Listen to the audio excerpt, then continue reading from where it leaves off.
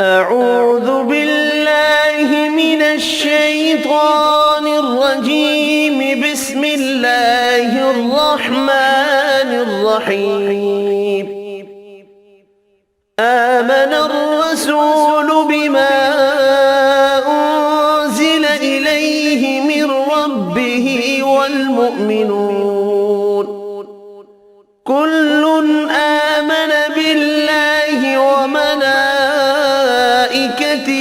وكتبه ورسله لا نفرق بين أحد من رسله وقالوا سمعنا وأطعنا غفرانك ربنا وإليك المصير لا يكلف الله نفسا إلا وسعها لها ما كسبت وعليها ما اكتسبت ربنا لا تؤاخذنا إن نسينا أو أخطأنا ربنا ولا تحمل علينا إصرا كما حملته على الذين من قبلنا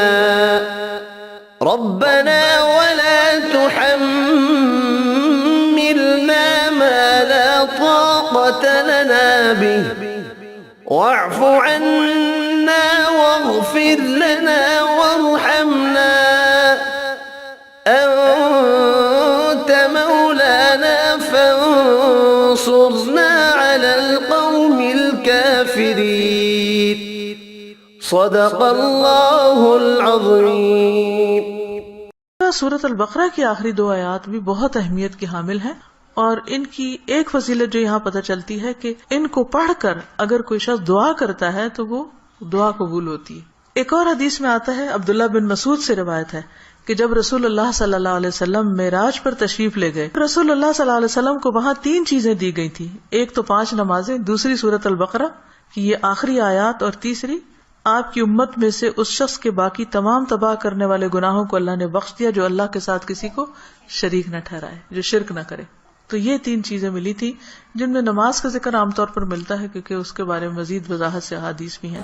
تو اس حدیث سے کیا پتہ چلتا ہے کہ سورۃ البقرہ کی آخری 2 آیات عرش کے نیچے سے ایک خاص خزانے سے نصیب ہوئی ہیں، اور یہ نبی صلی اللہ علیہ وسلم ہی کو ملی ہے، باقی انبیاء کو نہیں دی گئی۔ ایک اور روایت سے پتہ چلتا ہے، نعمان بن بشیر سے روایت ہے کہ نبی صلی اللہ علیہ وسلم نے فرمایا کہ اللہ تعالیٰ نے آسمان و زمین پیدا کرنے سے 2000 سال پہلے ایک کتاب لکھی، اس کتاب میں سے 2 آیات اتاری جن کے ساتھ سورۃ البقرہ کو ختم کیا۔ کب کی بات ہے یہ؟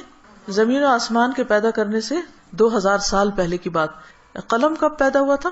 50,000 سال پہلے، باقی چیزوں کی تخلیق کے۔ جس گھر میں 3 رات یہ آیات پڑھی جائیں شیطان اس کے قریب نہیں آتا۔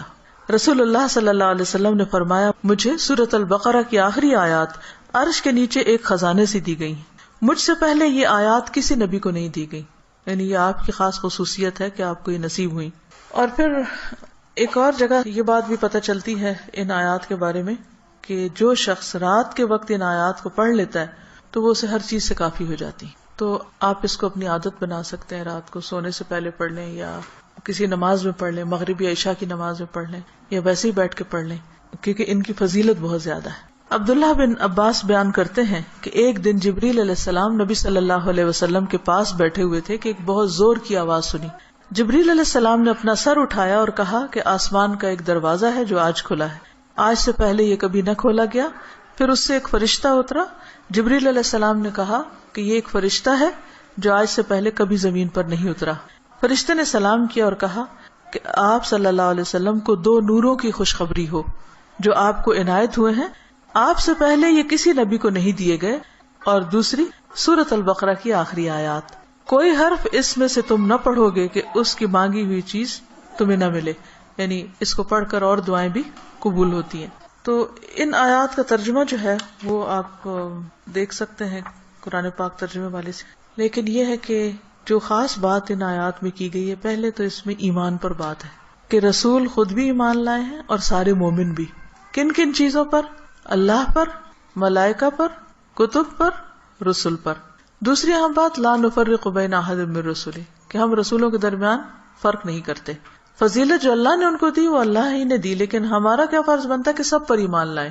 اور پھر صحابہ کرام نے کیا کہا، وقالوا سمعنا واطعنا، کہ ہم نے سنا اور ہم نے اطاعت کی، ہم ایمان لے آئے اور جو کچھ ہمیں کہا جائے گا ہم اس کو مانتے ہیں. ہمیں اس کے بدلے کیا چاہیے؟ غفرانک، تیری بخشش چاہیے. یعنی بندہ اللہ کی بات مانتا ہے اور اللہ تعالیٰ اس کے ساتھ بخشش کا وعدہ کرتا ہے. ربنا وإلیک المصیر. اور یہ بخشش کیوں ضروری ہے کہ اللہ تعالیٰ ہم کو معاف کر دے؟ کیونکہ ہم نے اللہ کی طرف پلٹنا ہے، لوٹنا اسی کی طرف، رجوع اسی کی طرف. پھر فرمایا کہ لا یکلف اللہ نفسا الا وسعہا، ہر بندے سے حساب اتنا ہی ہے جتنی وہ استطاعت رکھتا ہے، اسی کا مکلف ہے، اس سے زیادہ اس سے نہیں پوچھا جائے گا. چاہے جسمانی صحت ہو، چاہے مال ہو، چاہے اولاد یا عقل یا کچھ بھی، تو ہر شخص کا حساب اتنا ہی ہے. لہا ما کسبت وعلیہا ما اکتسبت، اسی کو ملے گا جو اس نے نیکیاں کی اور اسی کے ذمہ ہے وبال جو اس نے غلط کام کیے. فائدہ بھی اسی کا اچھے کام کرنے کا اور نقصان بھی اسی کا غلط کام کرنے کا. تو پھر ہم دعا کیا کرتے ہیں، ربنا لا تؤاخذنا ان نسینا او اخطانا، اللہ اگر ہم بھول جائیں یا ہم سے خطا ہو جائے تو تو ہمیں پکڑنا نہیں، مؤاخذہ نہیں کرنا. ربنا ولا تحمل علینا اصرا کما حملتہ علی الذین من قبلنا، اللہ ہم پر وہ بوجھ نہ ڈالنا جو ہم سے پہلے لوگوں پہ ڈالا. یعنی ان کی شریعتیں جو تھی وہ مشکل تھی، ہماری شریعت بہت آسان ہے. مثلا نبی صلی اللہ علیہ وسلم جب حج پہ تشریف لے گئے تو آپ نے کچھ ریچولز کی ایک ترتیب بتائی، لیکن چونکہ کراؤڈ بڑا تھا تو اس ترتیب میں کچھ لوگوں نے فرق کر دیا. کیا تھا کہ جیسے آپ پہلے رمی جمار کریں، پھر اس کے بعد سر منڈائیں، پھر اس کے بعد احرام کھول دیں، لیکن کچھ لوگوں نے اس ترتیب کو آگے پیچھے کر دیا. تو اس پر آپ نے فرمایا لا حرج، لا حرج، کوئی حرج نہیں، کوئی نقصان نہیں. تو یہ ہمارے دین کی ایک سہولت ہے، آسانی ہے. تو یہاں دعا یہ مانگی جا رہی ہے کہ اللہ جس طرح پچھلے لوگوں کے اوپر پابندیاں لگ گئی تھی یا ان کو کچھ مشکلات ہوئی تھی تو ہمیں اس سے محفوظ رکھنا. ربنا ولا تحملنا ما لا طاقت لنا بہ، اللہ ہمارے اوپر ایسا بوجھ نہ ڈالنا جس کی ہمیں طاقت نہیں. اب دیکھیے کہ اگر ہم امن سے ہیں، سلامت ہیں، ہم سانس لے رہے ہیں، کھا پی رہے ہیں، جس کا مطلب اللہ کی رحمت ہے ہم پر. کوئی بھی چیز آپ دیکھیں کہ کسی وقت بھی آؤٹ آف کنٹرول ہو سکتی، سورج کسی وقت آؤٹ آف کنٹرول سے، ستارے آپس میں ٹکرا سکتے ہیں، زمین کے اندر سے لاوا ابل سکتا ہے، زلزلہ آ سکتا ہے، انسان کسی کام کرنے کی سکت نہ رکھے، بیٹھے بٹھائے اس کو کچھ ہو سکتا ہے، اس کے بولنے کی قوت، اس کے دیکھنے کی، اس کے سننے کی کچھ بھی چھن سکتی ہے. تو اللہ تعالیٰ سے ہم دعا کرتے کہ یا اللہ ہم پر وہ بوجھ نہ ڈال جس کے اٹھانے کی ہمیں سخت نہیں، یعنی ایسی کسی آزمائش میں نہ ڈالنا کہ جس سے ایمان جانے کا خطرہ ہو. کچھ دن پہلے مجھے کسی نے فون کیا اور بتایا کہ فلان جگہ پر جو لوگ قید ہوئے تھے ان میں سے ایک کو 40 سال کی قید و مشقت کی سزا سنائی گئی. جگہ کا نام میں ویسے نہیں لے رہی کہ پھر پن پوائنٹ ہو جاتا ہے کہ کہاں کی بات. تو میری بیٹی نے کہا کہ میرے ذہن سے یہ بات اتر ہی نہیں رہی، کیونکہ جو اس آدمی کی بیوی تھی اس نے فوراً ہی خلا لے لی کہ میں تم اتنا ویٹ نہیں کر سکتی، اور حالانکہ اس کی بچی بھی تھی چھوٹی. اور 40 سال تک کون جیتا ہے ماں باپ میں سے، بہن بھائیوں میں سے، کہ جو اس کو پیچھے ملنے کے لیے جائیں.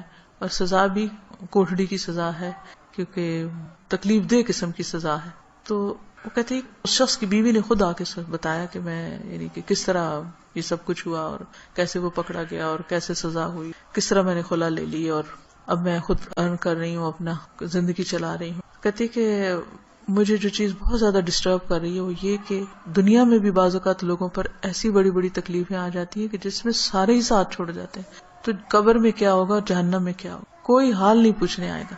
اس لیے بہت ضروری ہے کہ ہم ایک تو دنیا میں بھی ایسی آزمائشوں سے پناہ مانگیں، کیونکہ آپ دیکھیں کہ آپ کو 40 سال ایک کمرے کے اندر رہنا پڑے یا ایک 4 دیواری کے اندر رہنا پڑے تو انسان کی حالت کیا ہو جائے. ہم اچھے بھلے کھاتے پیتے چلتے پھرتے، ہم کہتے ہیں جی اب ہمارے فزیکل چینجز آ رہے ہیں، اب ہم جوان ہو رہے ہیں، اب ہم بوڑھے ہو رہے ہیں، اب ایسا ہو رہا ہے، ابھی ویسا ہو رہا ہے. تو ایک شخص جس کی جوانی بڑھاپا سب کچھ ایک جیل کے اندر گزرے، اس کی کیفیت کیا ہو سکتی ہے جس کی کہ مجھے 40 سال یہاں رہنا ہے، 40 سال یہاں. اس کے لیے تو زندگی ایک طرح سے ختم ہے. تو میں نے اس کو سمجھایا کہ دیکھو 40 کے بعد نکلے گا تو صحیح نا، اگر زندہ رہا. اول تو پتہ نہیں کب تک زندہ ہے. سوچو ان لوگوں کے بارے میں، تم اس سے زیادہ ڈسٹرب ہو تم ان کے بارے میں کہ جو قبر میں اس سے بڑی جیل میں، اور جو آخرت میں پکڑے جانے والے ہیں ان کا کیوں نہیں تم سوچ رہی؟ ان کے لیے کچھ کرو. ہم سب کا فرض بنتا ہے کہ کوئی اچھی بات ہمیں پتا ہے تو ہم دوسروں کے ساتھ شیئر کرتے رہیں تاکہ وہ بھی گناہوں سے بچیں. اسی سے آپ سوچیں کہ دنیا میں 40 سال ایک جیل میں گزارنا ایک وحشت ناک تصور لگتا ہے، کیونکہ ہم ریلیٹ کر سکتے ہیں نا اس کو. لیکن قبر میں کوئی چلا جاتا مٹی کے نیچے، بھول گئے سب کون گیا کیا ہوا، وہاں تو کسی کی چیخ بھی باہر نہیں سنائی دینی. اور لوگ کیسے کیسے غلط کام کر رہے ہیں، خود ہم پتہ نہیں کہاں کہاں غلطیاں کر رہے ہیں. اللہ تعالیٰ ہم سب کو معاف کر دے. تو بات یہ ہے کہ اللہ سے یہ دعا مانگتے رہنا چاہیے کہ یا اللہ ایسی ہمارے اوپر آزمائش نہ لانا، ایسی مشقت نہ آئے کہ جس کو ہم اٹھا نہ سکے، چاہے وہ کوئی بیماری ہو، کوئی مرض ایسا ہو. آپ دیکھیں کہ بعض بیماریوں میں پین ہوتی ہے، بعض میں تکلیف ہوتی ہے، ناقابل برداشت حد تک تکلیف ہوتی ہے. اس وقت انسان کے لیے صبر کرنا اور اپنے آپ کو کنٹرول میں رکھنا کہ منہ سے کوئی غلط بات نہ نکلے، اور اگر منہ سے تو چھوڑے، دماغ میں بھی برا خیال نہ، کیونکہ حدیث میں آتا نا کہ تم اس وقت تک نہ مرو جب تک تمہارا حسن ظن اللہ کے بارے میں نہ ہو. اس کا مطلب نہیں کہ موت اپنے ہاتھ میں لے لو، اس کا مطلب یہ ہے کہ مرتے وقت تم اللہ سے اچھا ہی گمان رکھو تو تمہیں موت آئے. لیکن آپ کو پتہ ہے جب تکلیف کی شدت ہوتی ہے نا تو گمان اچھا رکھنا سب سے مشکل کام ہے، بہت مشکل. اس وقت مایوسی کی طرف سوچ ہو جاتی ہے فوراً. تو ربنا ولا تحملنا ما لا طاقت لنا بہ، اللہ ہم پہ وہ بوجھ نہ ڈال جس کے اٹھانے کی ہمیں طاقت ہی نہیں، ہم بہت کمزور انسان ہیں. ربنا ولا تحملنا ما لا طاقت لنا بہ واعف عنا واغفر لنا وارحمنا. یہ جو 3 لفظ ہیں جب انسان پڑھتا ہے تو سوچتا ہے یہ ایسا کیوں ہے، معاف کر دے، بخش دے، رحم کر، کیونکہ یہ بہت شدید ضرورت ہے ہماری کہ اللہ ہم کو معاف کر دے. ہم بہت غلطیاں کرتے ہیں، یعنی اس میں تاکید اور تکرار ہے. واعف عنا واغفر لنا وارحمنا اگر شعوری طور پہ ہم ہر روز پڑھیں کم از کم 1 دفعہ تو کتنا فائدہ ہو سکتا ہے. انت مولانا فانصرنا علی القوم الکافر، تو ہمارا مولا ہے تو دنیا میں بھی تو ہمیں کافر لوگوں پر مدد دے. تو اللہ تعالیٰ ہمیں اس دعا کو پڑھنے اور سمجھنے اور عمل کرنے کی توفیق دے. السلام علیکم ورحمۃ اللہ وبرکاتہ. سبحانک اللہم وبحمدک اشہد ان لا الہ الا انت استغفرک واتوب الیک.